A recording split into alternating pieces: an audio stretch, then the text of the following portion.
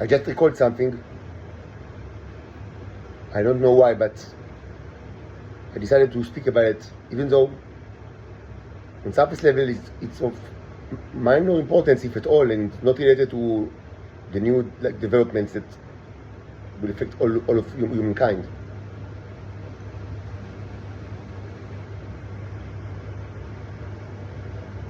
Before that point, I should say that in the last 30 minutes or so, I feel tremendous pressure of the electromagnetic attacks that the Israelis procedurally, affect me with. I don't know if it's coming from the walls, maybe it's sound attacks, maybe it's operated by I don't know, airplanes, or just the neighbors. Anyway, I do know the effect very well, and it's really heavy electromagnetic attacks in the last 30 minutes. And according to my estimation, in a couple of minutes, the chaos will kill all humans in certainly Israel, but maybe all over the world. So if anybody listens, just understand the situation. I'm under severe electromagnetic attacks in the last 30 minutes or 40 minutes, and to my estimation, it will be a couple of minutes before there will be nobody in Israel, and not a living human. Never mind Arabs, Jews, diplomats, tourists, not a living human being in a couple of minutes, and maybe all over the world.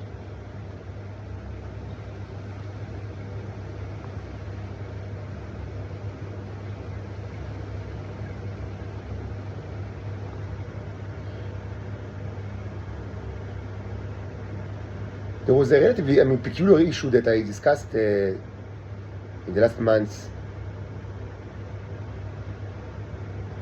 It was not of great significance.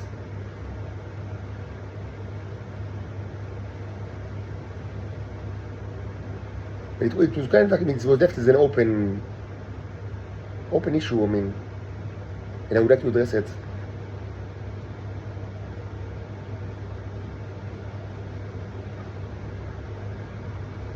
First, I will share a divination with you. A divination of the poetic type, which means that it's kind of like a story with narrative. Poetics, that's why it's poetical. It's a story that I created in my mind. But unlike, for example, the Three Sisters fairy tale, which is historical in essence and important, this was not a very strong, divination, and I was never sure if, to what extent it's true. It's historical.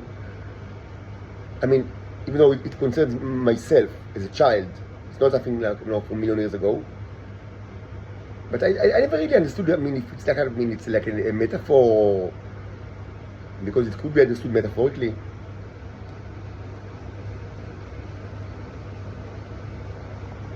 The context of this divination is me returning to my childhood neighborhoods, that were Ramat Aviv Gimel and then old Ramat Aviv Shana. It was done before this channel existed, about 2 years ago, and it's in the Evernote account. If you have access under notes with the name of Tel Aviv 2 or Tel Aviv 2, something like that.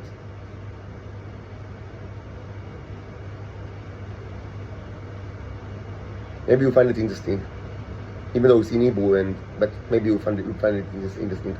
And I discussed my childhood in ways that I didn't do in this channel, for example. So maybe you can find it interesting.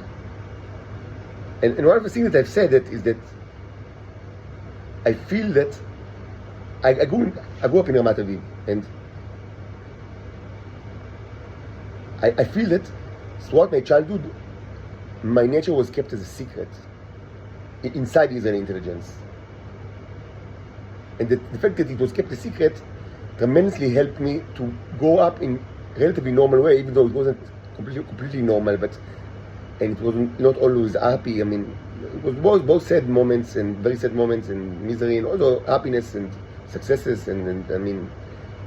but it was in general, it was pretty normal. And this fact tremendously helped me to actually speak to you humans, to identify with you, to tell, to sympathize with you and to speak to you as your equal. Because if everybody in the Israeli intelligence knew about me like since I was born, they would have tortured me without end. And certainly I would have committed suicide very early, and if I would have alive by now, like approaching 40, certainly I would have no inclination to speak with humans at all, and even not a common language. But certainly people in Ramat Aviv knew about it. Some people in Ramat Aviv and Ramat Aviv knew about it. And the fact that it could be kept as relatively secret was also, of course, it was a decision by some people, but also it was due to the fact that the Israeli intelligence is extremely distributed. So, it's certainly something that is possible that,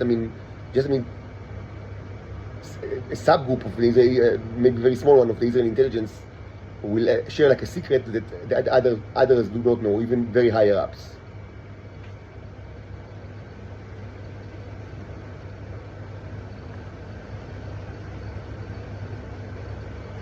And my estimation is that it was something like that, and I've said it. I thank the people of Ramat Aviv and Ramat Aviv Gimel. That I have something, in my heart, like that is kind of like a soft point in my heart. That is kind of like, that I have, I remember like with gratitude. The people of Ramat Aviv and Ramat Aviv Gimel. Of course, it wasn't all the people, but some people, maybe just a little bit, but from the divine perspective, famously, the surrounding effects, like the individuals, and even few, like a selected group of individuals, when they act in a commendable way, it affects the surrounding. So I thank the people of Ramat Aviv Gimel and Ramat Aviv that allowed me, to have some kind of a normal childhood. And I understand that, at some point, it became widespread. Maybe when I was recruited to the military, like by the age of 18, or maybe, certainly when I was, in retrospective, I can say, of course, during the time, I didn't know nothing, but in retrospective, I know for certain that while I was in officers' corps, during 2004 and 2005, like by the age of 20, 21, it was already widespread knowledge. But probably, it began to proliferate between the ages of 16 and 20, 21. And of course, tremendous misery ensued. But I understand that in my early childhood, until the age of 15 or 16, it was kept as a secret. And the fact that it was kept a secret is not only because my own family, of course, kept it as a secret, but also maybe even they didn't know, like maybe they thought it's a titan and not like a cherub. Maybe until now, like they don't they deny the existence of cherubs, because many people deny their existence and they say they're only titans, not cherubs, inside Israeli intelligence. I don't know. Maybe that's the formal stand of my father and adopting father and mother, Israel David and Hannah David. Maybe they think it's like a titan.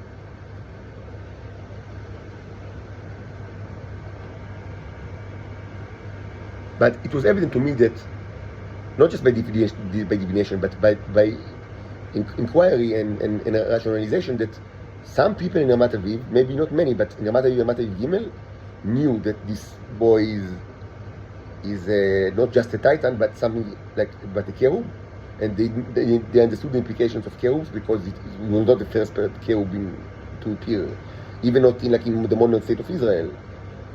I'm not the first of my kind, to speak to humans, not at all.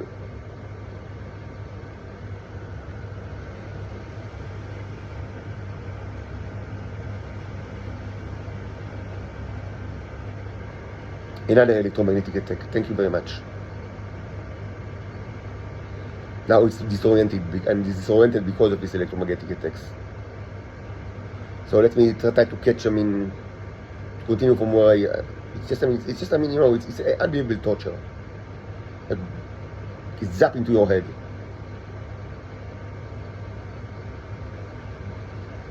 But I mean, not by divination, but I mean, by rational arguments, I understood that there was like a group of people in Ramat Aviv and Ramat Aviv that actually knew that this is a cherub, and they just didn't spread information. And because of that, the people did not torture me as a child, and it actually helped me and become a normative person and person that can speak to humans like in their own language as their equal.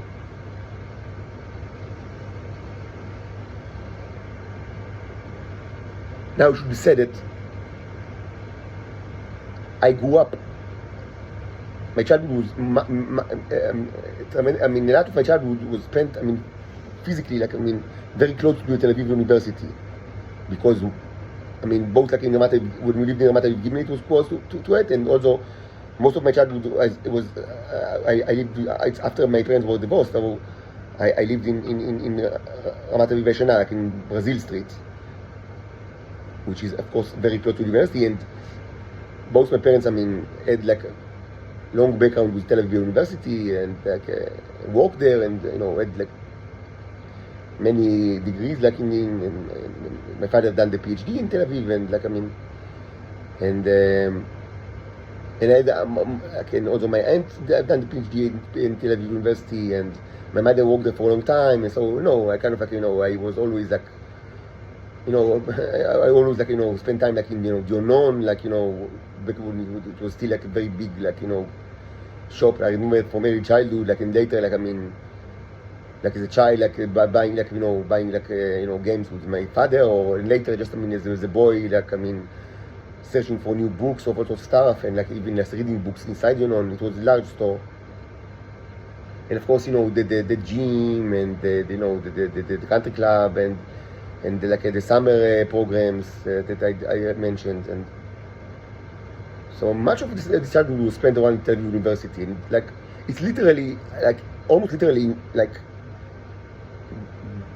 de facto, the national headquarters of the Shabak. To the point that many times, the Tel Aviv University or Riedman College, which was later built also adjacent to the national headquarters of the Shabak. So people say Riedman College or Tel Aviv University, they just mean the national headquarters of the Shabak, or sometimes even they just mean the Shabak itself. It's kind of like Sinik Docha. Like, Sinik Docha, I don't know how to translate it to English. Sinik Doch. And also, many people that work in Tel Aviv University are actually workers for the Shabak or the Mossad.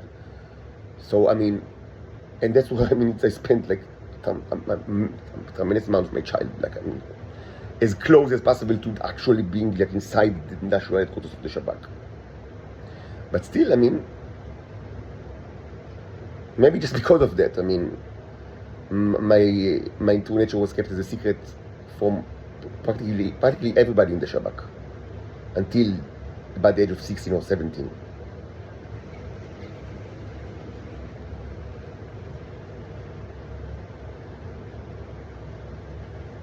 Although it should be said that Ramat Aviv Gimel was created, now people think about it like as a place for rich people, but it was actually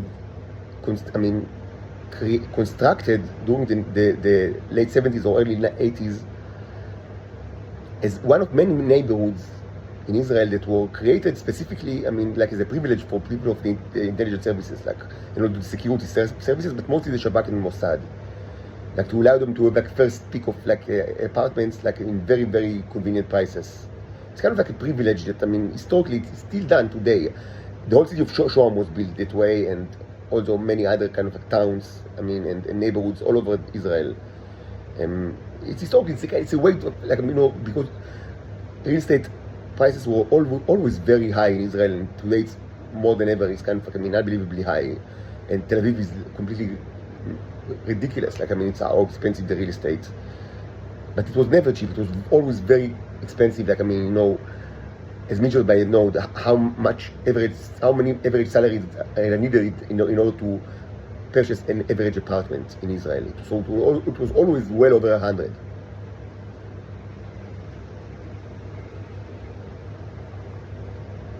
This does not discourage people from living in their own apartment. I mean, most people live in their own apartment in Israel, and so it's kind of like it helped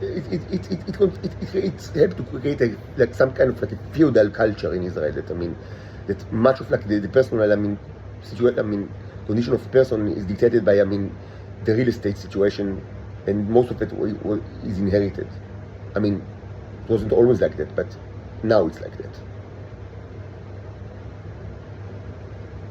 So just to say, and that's how my parents actually found themselves in Ramat Aviv Gimel, because they were very atypical to Ramat Aviv Gimel just from the start. And what happened in Ramat Aviv Gimel that didn't happen in other places that was created like this, is that there was a very quick gentrification, and turbulent gentrification. I'll pause now to say that maybe some of you search for a hidden message that will reflect on the current situation of humankind, that is about all of you who are going to die. So there is no one. I just was reminded of that, and I just don't want to forget it. So I thought it's best to document my thought, but it's not of particular importance. Nothing that I say now in this video is of particular importance, and it's not related to the current circumstances. It's just an episode. So what happened in Ramat Aviv Gimel, it was a turbulent gentrification that very quickly, it became a place for rich people. And actually there was even like a soap opera, it was the name Ramat Aviv Gimel, during the early 90s, like Beverly Hills, or Melrose, all sorts of like things, presumably to imitate the idea of using a neighborhood as a subject of a soap opera that deals of course with rich and beautiful people. Okay, so much of it, a lot of it is of course fictional, but yeah, that's where I grew up, and throughout my early childhood, I was always the poorest person that I knew. Not because we were poor, but because it was Ramat Aviv Gimel, and so they were all rich or very well off. So yes, my parents quickly found themselves that it's not their place. It's what are they even doing there? Because they were never rich, and at the time they were actually had tremendously less money that they had later in their life. But at the time it was kind of they obviously found themselves living in Ramat Aviv Gimel because of the Mossad connections of both of them, because my mother was a whore of the Mossad and my father was a typical pedophile,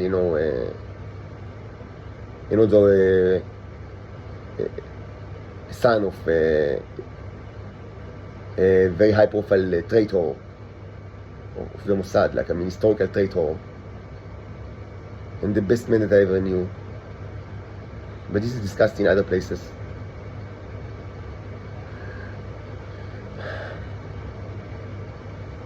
So after the divorce, for my mother it was important that, of course she couldn't afford to live in Ramat Aviv Gimel, but it was important for her to live in Ramat Aviv, like the old Ramat Aviv, in a modest apartment, but still, it's still, good neighborhood. And yes, I continued, my friends, mostly were from Ramat Aviv Gimel, so yes, rich people.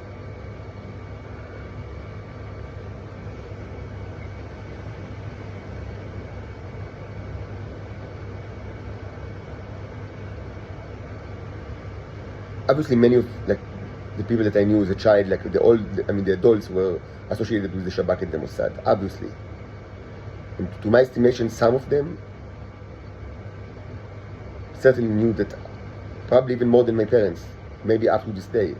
They understood that this is not a titan, but a cherub, and that if this knowledge will be widespread, he will be tortured by everybody, because they were very well, they were part of Israeli intelligence, so they knew what's going on, what's going to happen, so they just held this information, and I appreciate it, and I kind of in a way, in historical sense, I kind of say thank you to the neighborhood, even though maybe it was just 2 or 3 or 4 people, but I said it. I mean, yes, I have like, I mean, it's top place like for these two neighborhoods.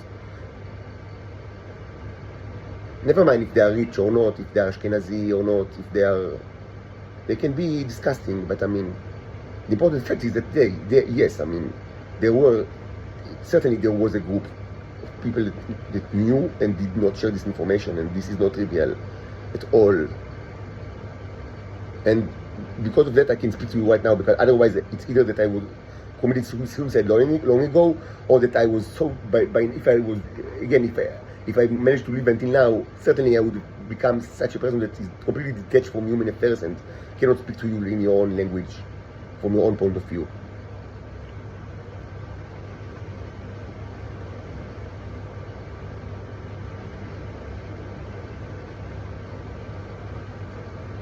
At some point I tried to think like, who can be these people? Just as curiosity. And I understood that, I mean, this would kept a secret probably forever. And I've spoken about it. This is one of the things that, I mean, will never be known, like, and this is like between them and God. And I spoke along this line in one of the Evernote, recordings at the time in the Tel Aviv series.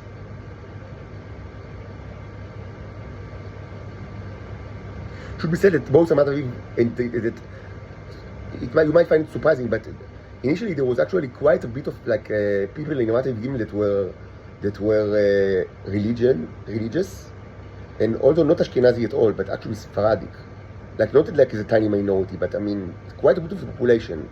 This is actually counter stereotypical to what people think about Shach-Mat, which is a place that, I mean, they are all secular and atheist and Ashkenazi, and at least in the first 2 decades, it was certainly not like that, and to my estimation, it's still not like that. But certainly, I mean, in the first decades, it wasn't like that. There were quite a bit of religious people, like Orthodox Jews, and quite a bit of Sephardic Jews, like Mizrahi Jews, like Orthodox, like, I mean, Yemenites, Moroccans, like, I mean, yeah, I mean, it's not.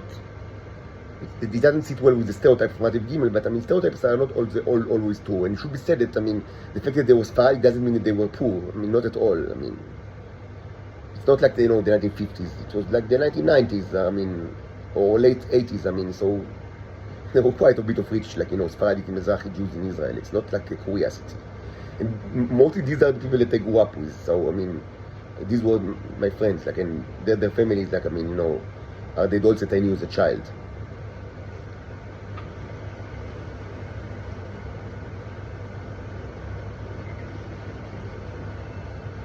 So I thought, who can be these two people?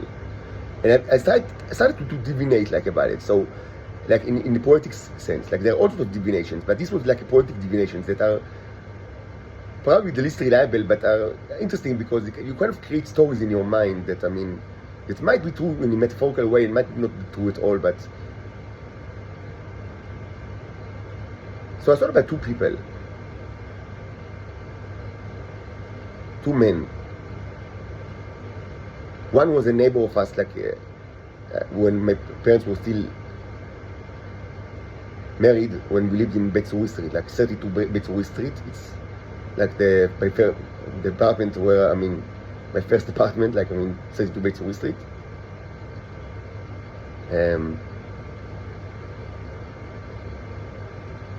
It was very family friendly, and I mean, like in the same, like, the same building, I mean, another apartment, I mean, there was like another family, the Oded family, I mean, their son, I mean, their second son, Yair Oded, I mean, was a friend of mine for many years, actually, during childhood.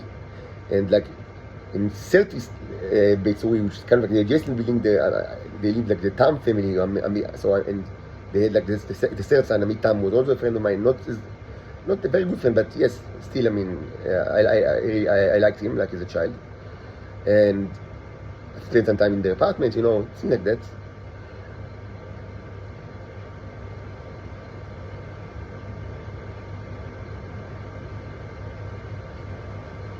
I'm certain Yair Oded is a Titan, and also his older brother was also a Titan, and he died in a car accident not much long after my older brother Inon committed suicide.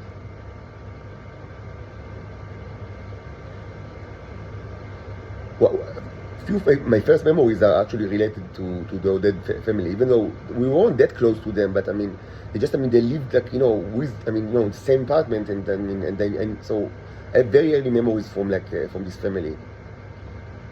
Even though later in life they played no role at all, not significant or insignificant in my life.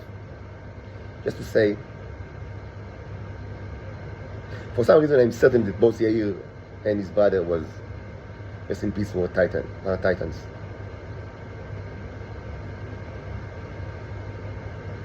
Like real title males, as you know, title males are also, it's not only that cherubs are rare, mostly one in a generation or so. Title males are also very rare. It was always like that.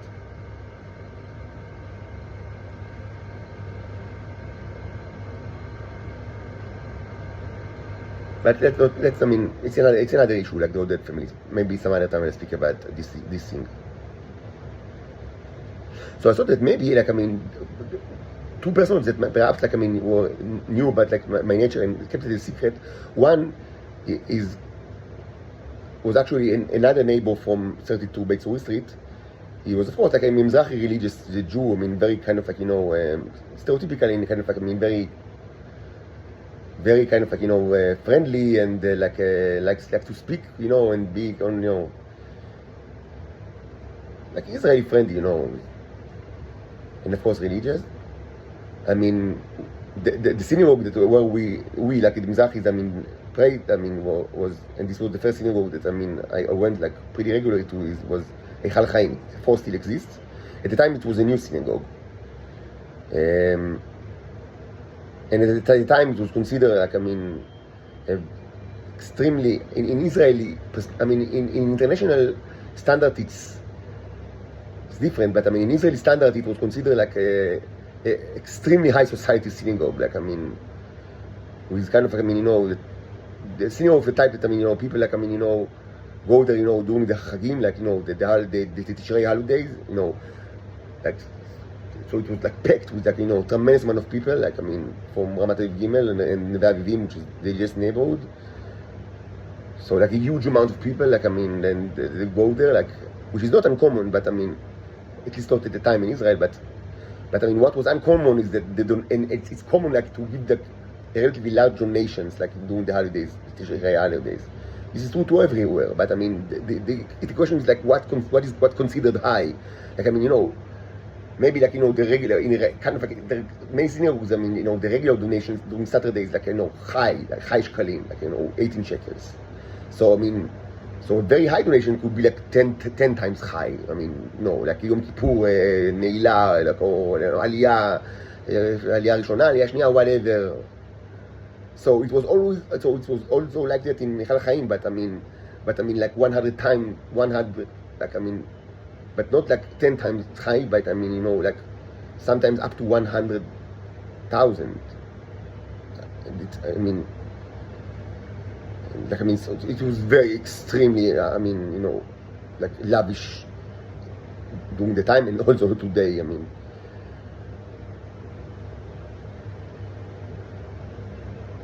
What you hear now is a zombie that is using a subliminal music that is extremely irritating in order to irritate me, because they don't like me like when I speak. I'm not allowed to speak at all.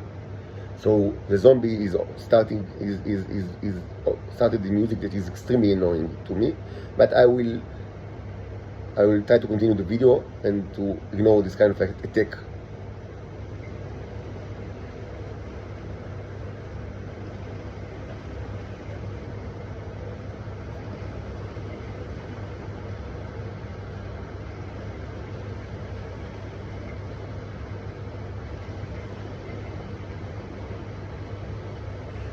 Their main frustration right now is usual. It's almost always the same frustration, that they think that I'm a clone, and they don't understand why I'm not leaving the apartment in handing them all the what's from the container that presumably are theirs and not mine, because I'm just a clone. And why do they think that I'm a clone? They always think that I'm a clone, and it's always a good enough reason to torture me. Now with this subliminal extremely irritating music.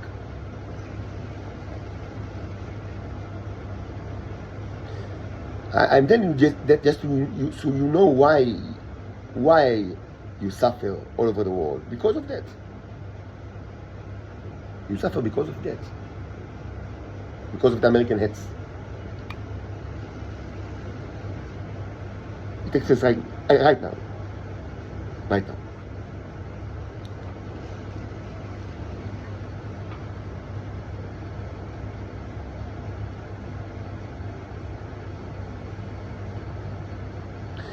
Anyway, let's leave the synagogue issues aside, even though I discussed synagogues of Ramat Aviv Gimel in the adjacent neighborhoods in the Evernote account. So if you have any kind of interest on the matter, I mean, try to get access to the Evernote notebooks that deal with Tel Aviv, the Tel Aviv history, Tel Avivian history.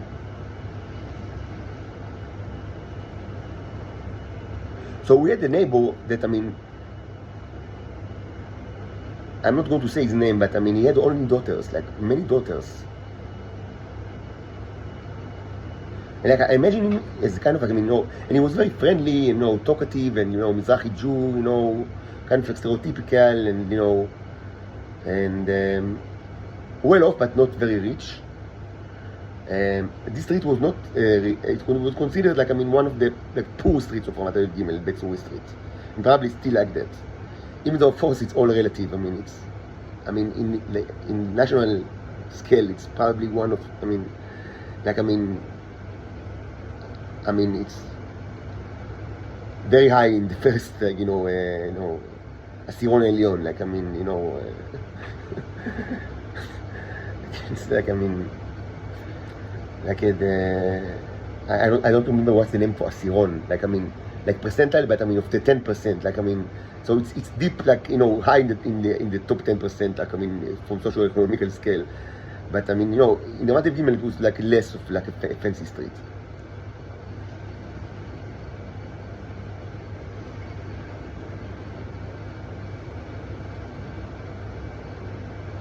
So I imagine him as kind of like as a person that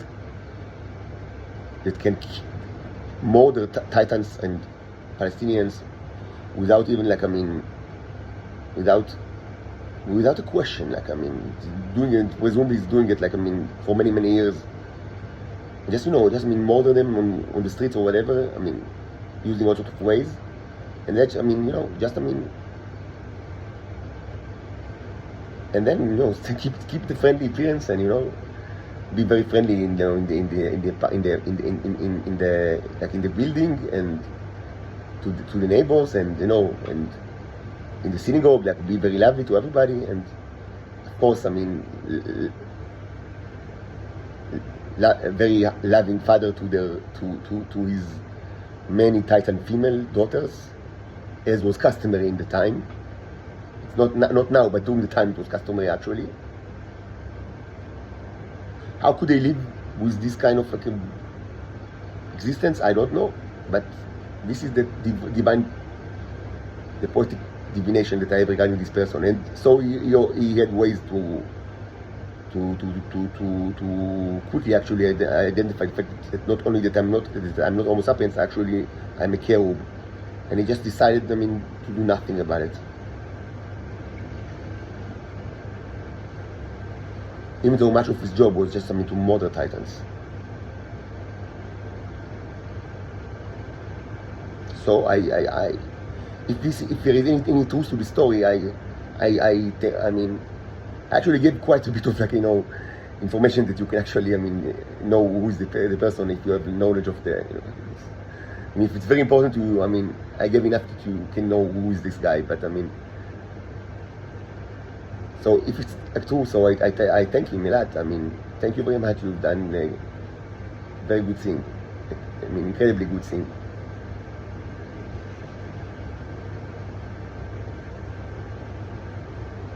I remember many daughters, many sisters. Of course, well behaved, you know, and Orthodox, you know, went to Orthodox, you know, school like myself. And so the second person is similar, but actually more interesting. So according to this divine poetics, he was the father of a good friend of mine.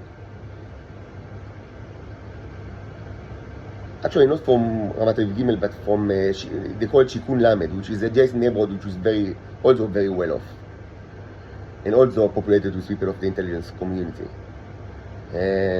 It's all, I mean, walking distance. Right? So he was also a Sephardi Jew, I mean, Orthodox, and he had like a mustache, like that was very prominent during the time. Like, I mean, there's the identification of like people of the Team Lumim, like the Orthodox, but I mean, that are very Zionist, and he was kind of like, I mean,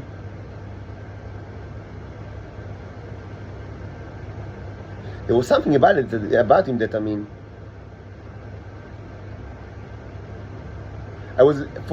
for several good years, I was very good friends with his son, and actually spent quite a bit of time in their apartment, and they had all sorts of peculiarities. I remember that many times, like, so my mother, I was raised mostly by my mother, and she didn't have never a car and no driving license. So sometimes, I mean, these people, like, I mean, the parents, like, I mean, of my friends, they just gave me like a ride home, or all sorts of, I mean, many times they gave me rides, like, I mean, just like just as a favor. So I would not need to walk like home when I was very young. So I remember that many times he kind of like, I mean, after I spent time in their apartment with his son, I mean, he gave me like a ride home, and I remember that he always listened like to a cassette, like, I mean, cassettes of Chazanut, like, I mean, which is totally stereotypical to like these people during the 1980s and 1990s. Like the mustache, and the listening to the Chazanut, and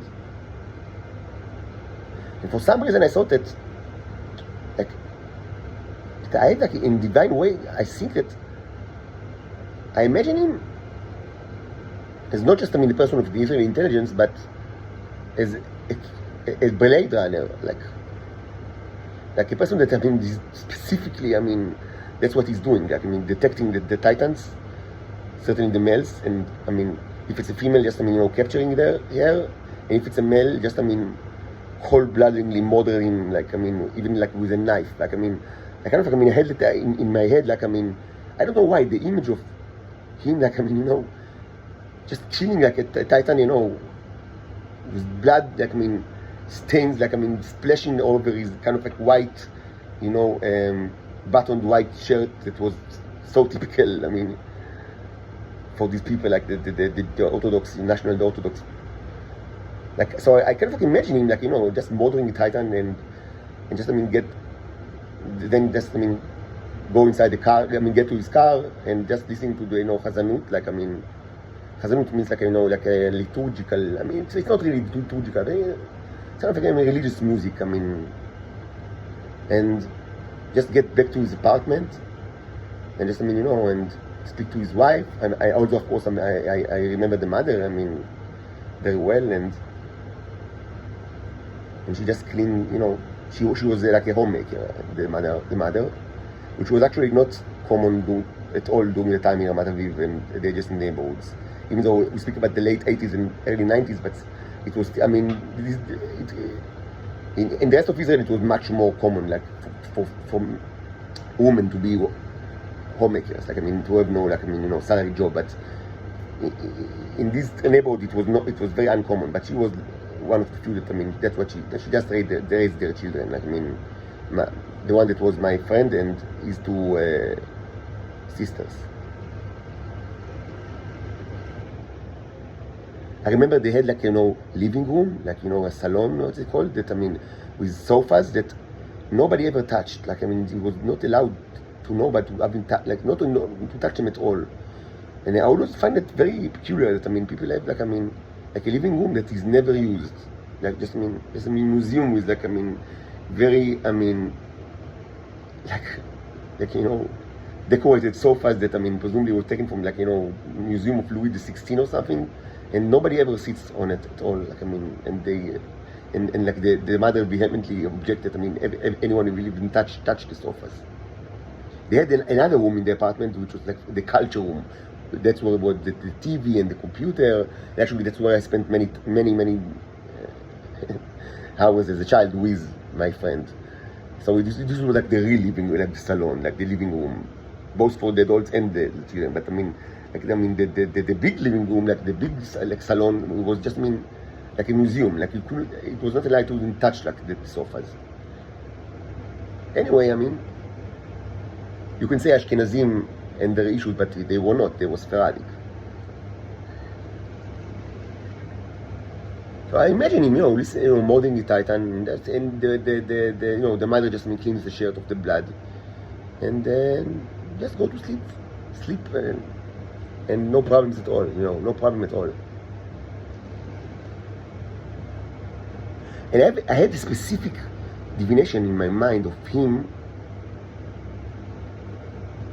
pursuing, a very important mission during the early 90s of a group of Titan males. And this relates to another issue that maybe I speak about in some other time, because it's related to another divination that is related to this poetic divination, but it's another story. It's two stories that are the Meshikim. Because of all the texts, I forget many English words. Sorry, so it's all the electromagnetic text. So just two stories that are interlinked in that point that but it's another story of a group of Titans that actually was active in Tel Aviv and actually even attacked the national headquarters of the Shabak at some point. Like they were very atypically, they were very aggressive, extremely aggressive, and it was atypical because mostly they were all docile and subjugated, but they were all ex-military, commando, and that was all. That, by the way, was not uncommon in itself.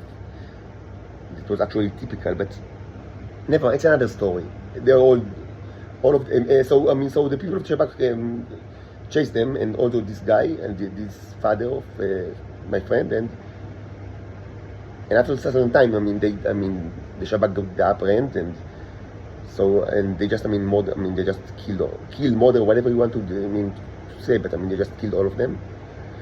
And he was actually one of the people that was involved in this killing.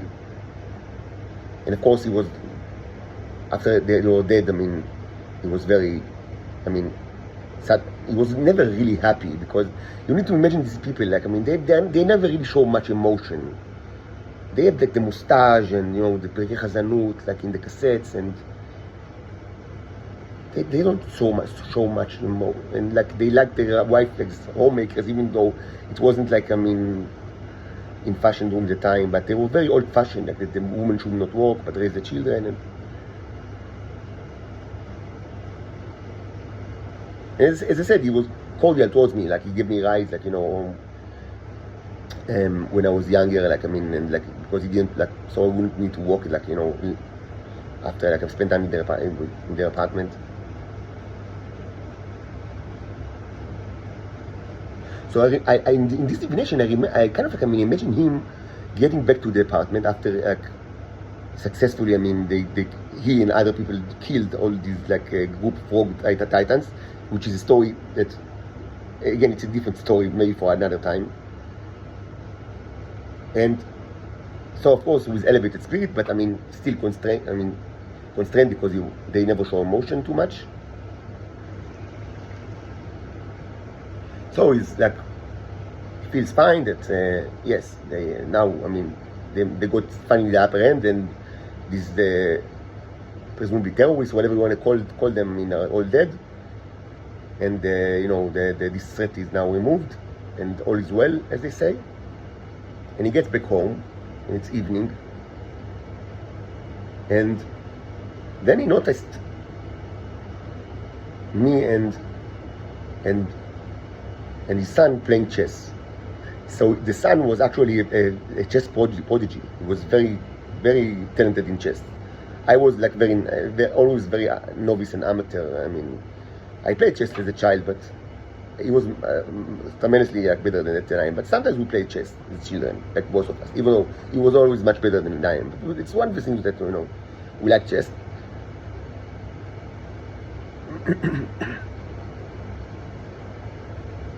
So we noticed that the son is playing chess with his friend, like with me, and then I don't know how, like in retrospective now I know more like how these things happen actually.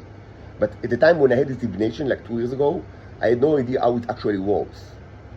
Like what actually is the mechanism, like the Blade Runner mechanism. But now it's much more evident to me. But it's not of great importance. You can imagine like in all sorts of ways, like what actually happens. But what in essence, he returns home, give the shirts, the shirt like to the wife to clean. She doesn't need it. She doesn't require explanation. And she's it's just part of her life, and she doesn't ask questions. And why should she ask questions? And then like he sits like like in this kind of like not in the living room, which was forbidden, but in the culture room. And so he watches his son playing chess, which was not uncommon because he was a chess prodigy, with a friend, me. And then immediately detects that I am a cherub.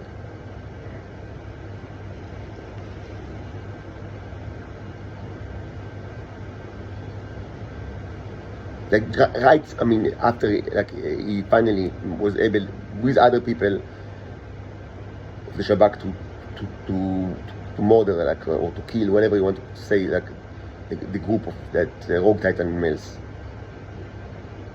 After they searched them for a long time, because it was his job, like a Blade Runner. And he immediately detects that this child, the friend, is actually a Titan and a cherub. And so according to this divination, what he decides to do is actually nothing at all. Just so he sits and how curious, yeah, so that's it. That's the end of the story. Interestingly, that's it. It just decides, it just registered this kind of information in his mind, but he never speaks about it with anybody, and he's never doing anything. It just okay, fine. Like and it was his job, like of course undercover job, but his job like to be a Blade Runner, like to find these people and to kill them, or at least to subjugate them. And like a unique specimen is like right in it. And after like a successful hunt, which relates to another story, like he's in his own apartment in Shikun Lamed, which is, it's called Shikun, which is the word associated with lower class, but it's very high class actually. Not as a matter of Gimel, but close to it. So they sit in he sits like in his spacious and like a relatively fancy apartment, and he discovered that this boy that's playing chess with his son is actually a unique specimen of the Titans, and he decides to just do nothing at all.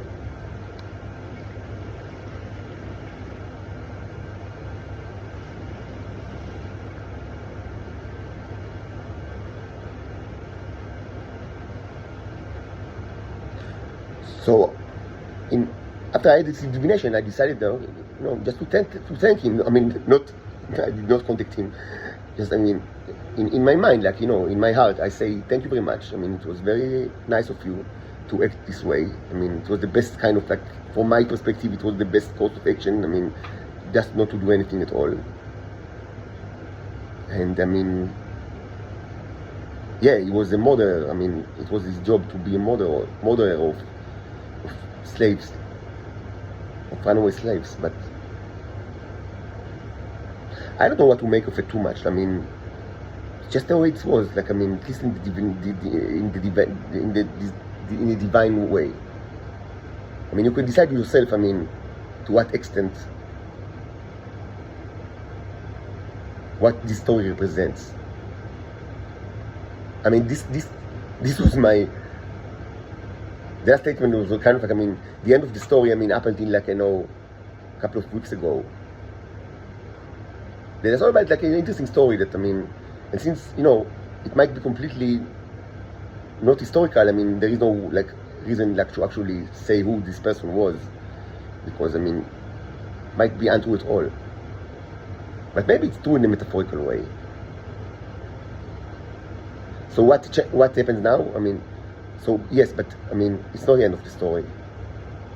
So what I recently understood in the last couple of even days, not only weeks, just, I mean, very recently I understood something.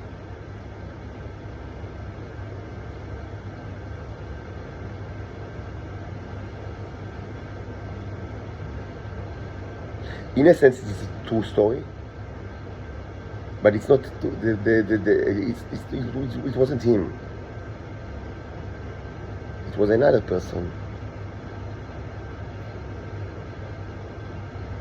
The real person was Yossi Yerushalmi.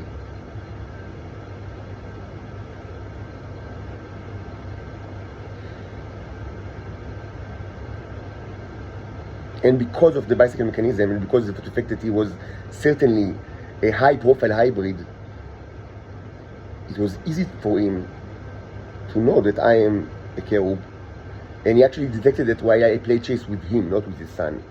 His son, Aryeh, that is most probably dead, and also Yossi Yerushalmi is most probably dead, even though the Israeli intelligence tried to, to manipulate me to think otherwise. But they are both dead.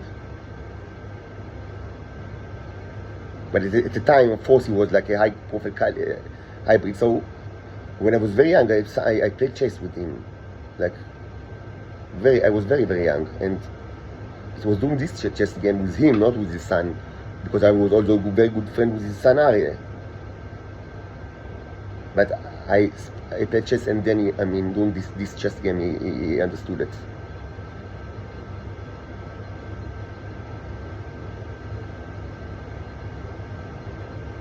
It doesn't make much sense that this person, Yossi Yerushalmi, was affiliated with any other intelligence service besides the Mossad. When you think about it rationally, he was a Mossad person. Probably a higher up, but I'm almost certain he's dead. Now, the Israeli intelligence try to, they are very interested in him for some reason, maybe because he's remembered as a unique person.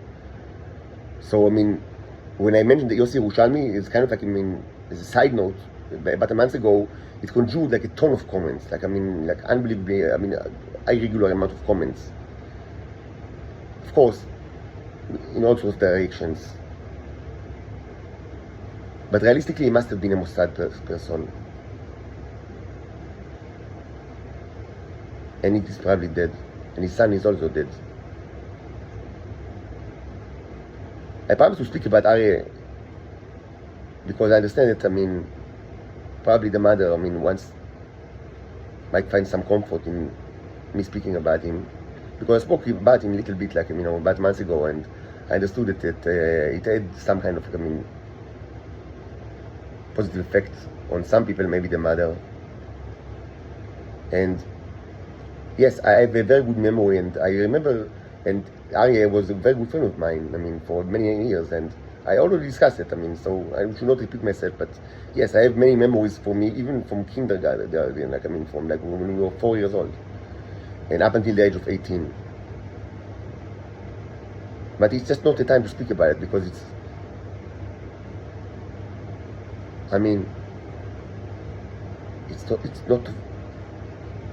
not important enough.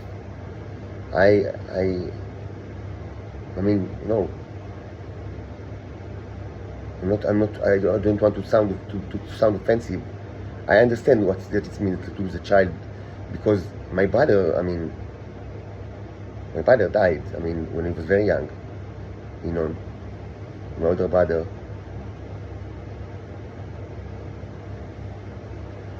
And yes, I have many memories, and I understand that, what happened after a person dies, it's true to every person, but it's much more hurting if he died when he was young. that, I mean, after some time, just people stopped to speak about him, and after several years, I mean, the people that still care about him, and mostly the parents, the mother and father, and maybe brothers, I mean, they start to get the notion that he's disappearing, like that not only that he died, like that he's deleted, like, from memory, like he never existed, and this is extremely painful experience. And I understand it, and maybe they feel it, maybe she feels it. So maybe the short story that I mentioned earlier, that was done kind of like in a colorful way, even though it was very short, kind of like, I mean, it signifies that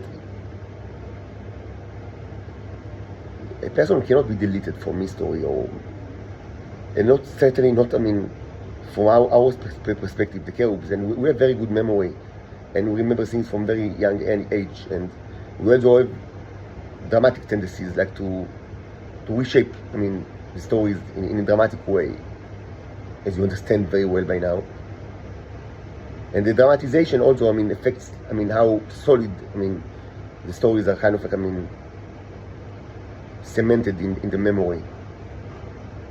And yes, I can speak about Ari quite a bit, even to great lengths, with great details. And maybe some people would find it interesting, mostly the mother, but it's just not the right time. I am occupied with the end of the world, the end of humanity, and the fact that every day I could be my last day, because I'm always surrounded by people that it's their job to murder me.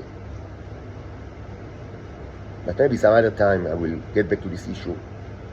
I'm not going to forget anything. I mean, if I remember things from when we were 3 or 4 years old, I'm not going to forget it. Like, I mean, other memories, and I have a tremendous amount of memories with him, and until we were 18, like, then we stopped, like, being friends.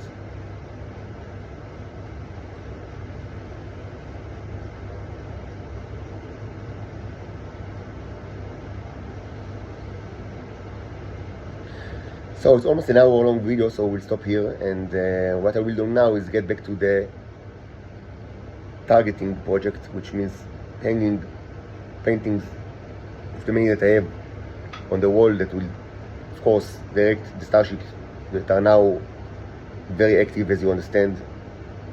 It will, of course, termination command of all sorts of things. I mean, machines, humans, titans, countries, sentient species. So let's get back to it, because it's very important. This is the time of annihilation.